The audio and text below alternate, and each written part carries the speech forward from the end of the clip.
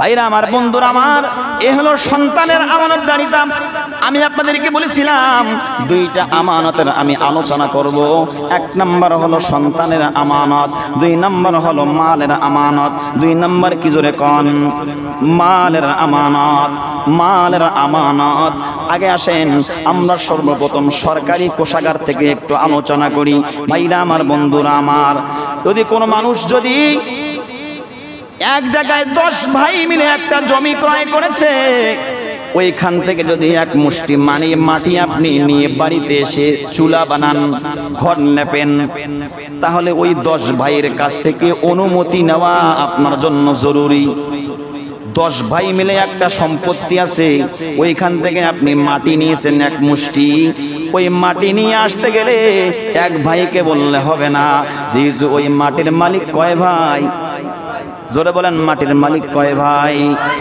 10 ভাই। তাহলে ওই এক মুষ্টি মাটি নিয়ে আসতে গেলে 10 ভাইয়ের কাছে অনুমতি নিয়ে তারপরে মাটি নিয়ে আসতে হবে। 10 ভাই যদি অনুমতি দেয় তাহলে ওই মাটিটা আপনার জন্য ব্যবহার করা জায়েজ হবে, আর অনুমতি না দিলে ওই মাটি ব্যবহার করা আপনার জন্য সমীচীন নয়। তাহলে বলেন ভাইরা আমার, বন্ধুরা আমার, বাংলাদেশের জনগণের লক্ষ লক্ষ কোটি কোটি টাকা, এই টাকাগুলো সরকারি কোষাগারে জমা হয়। ওইখান থেকে কোনো ব্যক্তি যদি একটা টাকা মেরে দেয়, তাহলে বাংলাদেশের যতগুলো জনগণ আছে প্রত্যেকটা জনগণের কাছ থেকে অনুমতি নিয়ে মাইরা খাইতে হবে। আর যদি মাপ চাইতে হয় তাহলে জাতির সামনে আইসা প্রত্যেকটা বাংলাদেশের জনগণের কাছে ক্ষমা চাইতে হবে। জোরে বলেন ঠিক কিনা? ভাইরা আমার, বন্ধুরা আমার, মালের হেফাজত, মালের হেফাজত যদি কোনো ব্যক্তি করে, আল্লাহ রাব্বুল আলামিন বলেন, যেই ব্যক্তি মালের হেফাজত করবেন, যেই ব্যক্তি আমানতদারিতা রক্ষা করবেন, আমি আল্লাহ রাব্বুল আলামিন এই আমানতদারির বিনিময়ে নিজ কুদরতি হাতে তাকে আমি পুরস্কৃত করব। ভাইরা আমার, বন্ধুরা আমার, বাদশাহ আলমগীরের নাম শুনে নাই এমন কোন মুসল্লি মনে হয় আমার মসজিদে নাই।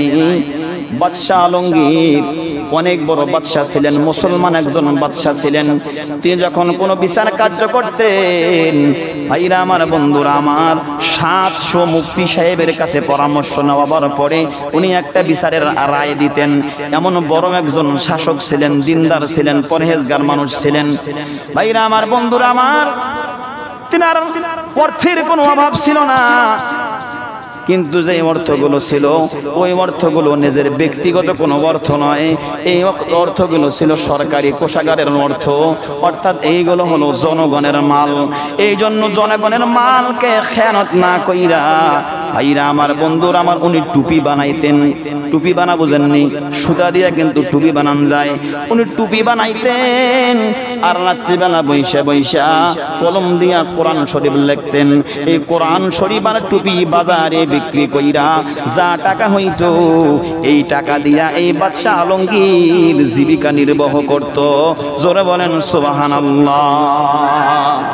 আর বর্তমান দেখা যায় আমাদের সমাজে, আগে মানুষের বাড়িতে কামলা দিয়েছিল, 2-4টা জায়গায় মাইরা টাইরা খাওয়াবার পরে নেতা সাজছে, পরে একটু মেম্বারের ভিতরে দাঁড়াইছে, তো মেম্বার হওয়ার সঙ্গে সঙ্গে 3 লক্ষ টাকার গাড়ি কিনা ঘরে। জোরে বলেন ঠিক কিনা?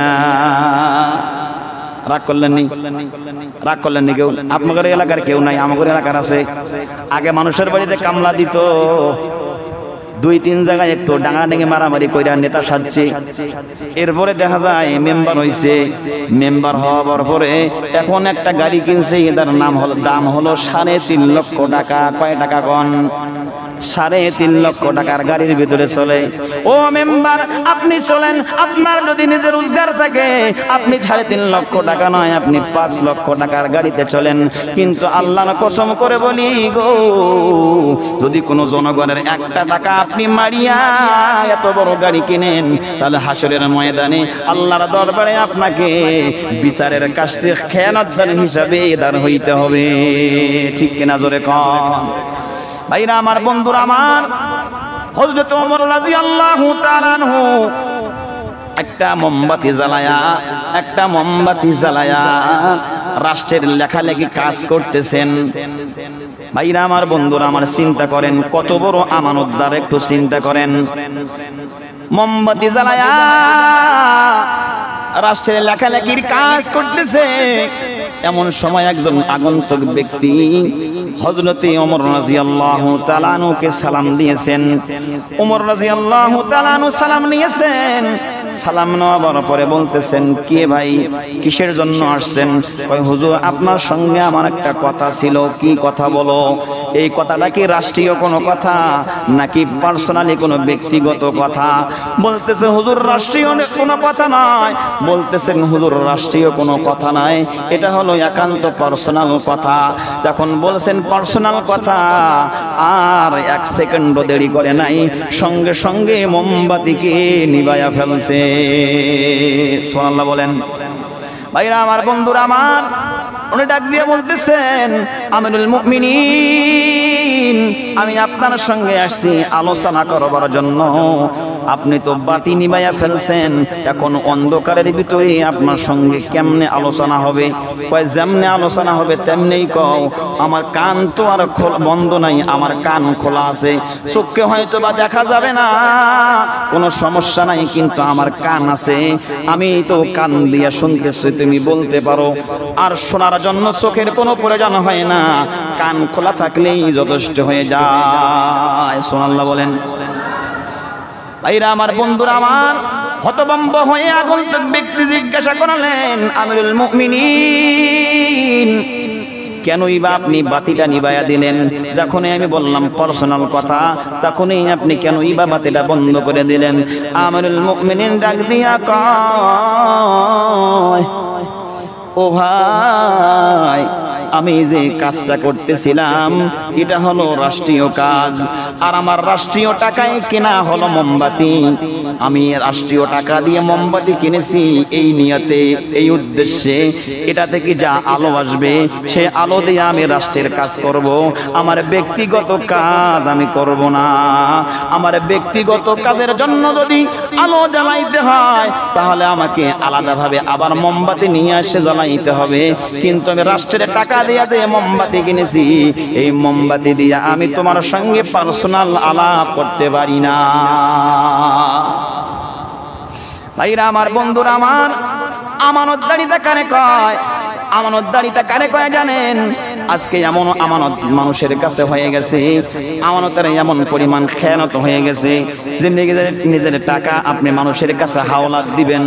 যদি মানুষ হাওলাত নিতে আসে, যদি মানুষ আপনার কাছে টাকা হাওলাত নেওয়ার জন্য আসে, কোন যে হাসানা নেওয়ার জন্য আসে, যখন নিতে আসবে অনেক বিনয়ী হবে, বলবে, ভাই আপনি যদি টাকাটা না দেন তাহলে খুব বিপদে পড়ে যাব। এমন ভাবে কাকতি মিনতি করবে, দেখলে খুব মায়া হবে।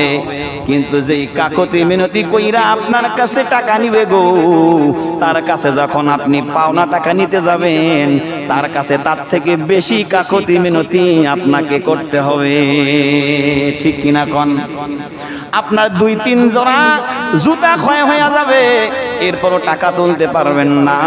যদি লোকটা ভালো হয় তাহলে কিস্তির মধ্যে হয়তো বা টাকাটা ক্লিয়ার করতে পারে। এই জন্য জনগণ চালাক, এখন আর কারা হাওলাত দেয় না, এখন কয় লাভের উপরে বসামু। কি কয় ভাই? কি কয়? কোন কয় এখন লাভের উপরে বসামু। হাওলাত দিলে কিন্তু টাকা দিতে চায় না। হাওলাত যখন মানুষকে দেওয়া হয়, কর্জে হাসানা যখন মানুষকে দেওয়া হয়, তখন কিন্তু মানুষ টাকা দিতে চায় না। কিন্তু যখন সুদের উপরে টাকা দেওয়া হয়, তখন লাভটাও কিন্তু ঠিক মতো আসে। আর একটু চক্ষু রাঙ্গানি দিলে আসল টাকাটাও নিজের পকেটে চলে আসে। জোরে বলেন ঠিক কিনা? এই যে আবার কইেন না হুজুর সুদকে হালাল করে দিয়েছে, আবার বলেন না ওয়াজা বাইরে।